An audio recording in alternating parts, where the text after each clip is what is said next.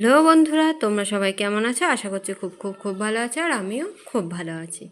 তোমাদের সকলকে জানাই গুড আফটারনুন, তার সঙ্গে জানাই শুভ রথযাত্রা। যাই হোক, আজকে তো রথযাত্রা, তাই রথযাত্রা স্পেশাল খাওয়া দাওয়া তোমরা কে কী করছো কমেন্টে জানাও। আর আমি তো আজকে রথযাত্রা স্পেশাল বলে আজকে আমাদের নিরামিষ খাওয়া ইচ্ছে আছে, নিরামিষ খেয়ে জগন্নাথ দেবের রথটা টানার। তাই আজকে আমার সিম্পল একদম নিরামিষ খাওয়া দাওয়া। আর তোমরা কে কে আজকে নিরামিষ খাচ্ছ অবশ্যই কিন্তু আমাকে কমেন্ট করে জানিয়ে দিও। আর আমার ভিডিওটা যদি ভালো লাগে প্লিজ লাইক কমেন্ট শেয়ার করে দিও। আর আমার পাশে থাকার জন্য তোমাদের সকলকে জানাই অসংখ্য অসংখ্য ধন্যবাদ। চলো তাহলে তোমাদের সাথে আজকে আমার লাঞ্চ থালিতে কী কী আছে চলো তোমাদের সাথে শেয়ার করে নিই। সবার প্রথমে রয়েছে লাঞ্চ থালি, মানে গরম গরম সাদা ভাত। আচ্ছা, আমার লাঞ্চ থালি ডেকোরেশন তোমাদের কোনটা ভালো লাগে প্লিজ তোমরা কমেন্টে জানিয়ে দিও।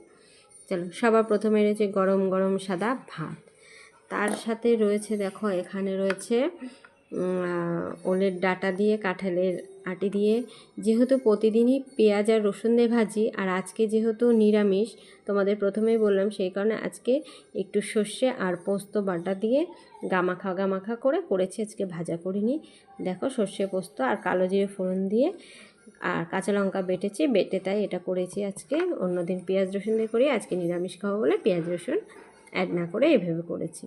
যাই হোক, এভাবে খেতেও খারাপ লাগে না, কিন্তু আমার এইভাবে থেকে ভাজাটা খেতে বেশি ভালো লাগে। চলো, তার সাথে রয়েছে, দেখো এখানে রয়েছে ডাল। আচ্ছা, এই ডালটাকে তোমরা কে কী ডাল বলো অবশ্যই জানিও। দেখো ডালটা, দেখো দেখে মটর ডালের মতন লাগছে না, কিন্তু না, কি বলে পায়রা মটর না কি বলে এখানে একজন, যাই হোক আমাদের দিয়েছে এই ডালটা। ডালটা মানে দেখতে, মানে রান্না করলেই কেমন একটা দেখেছো কালচে কালচে ভাবনা ডালটা, কিন্তু খেতে কিন্তু বেশ সুন্দর লাগে। যাই হোক, তোমরা যদি কেউ শুনে থাকো এই ডালটার নাম অবশ্যই কিন্তু আমাকে জানিয়ে যাও।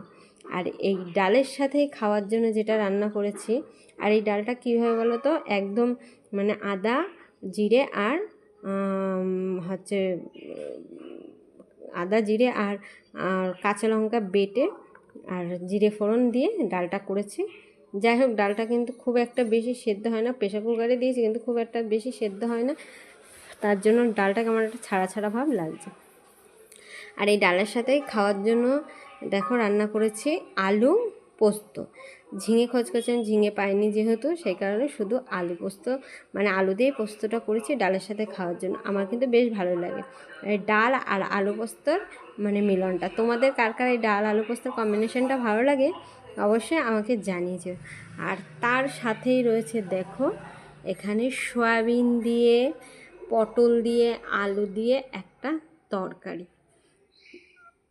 এটাও নিরামিষ, স্রেফ হচ্ছে জিরে আদা কাঁচা লঙ্কা আর একটুখানি গরম মশলা লাস্টে দিয়েছি নামানোর আগে, ব্যাস এরকম হালকাভাবে রান্না করেছি। যাই হোক, আমার লাঞ্চ থালি যদি তোমাদের ভালো লেগে থাকে অবশ্যই কমেন্টে জানিয়ে যাও। আর সবার সুস্থ থেকো, ভালো থেকো, এবং রথযাত্রাটা খুব ভালোভাবে তোমরা পালন করো। চলো, লাভ ইউ অল, টাটা।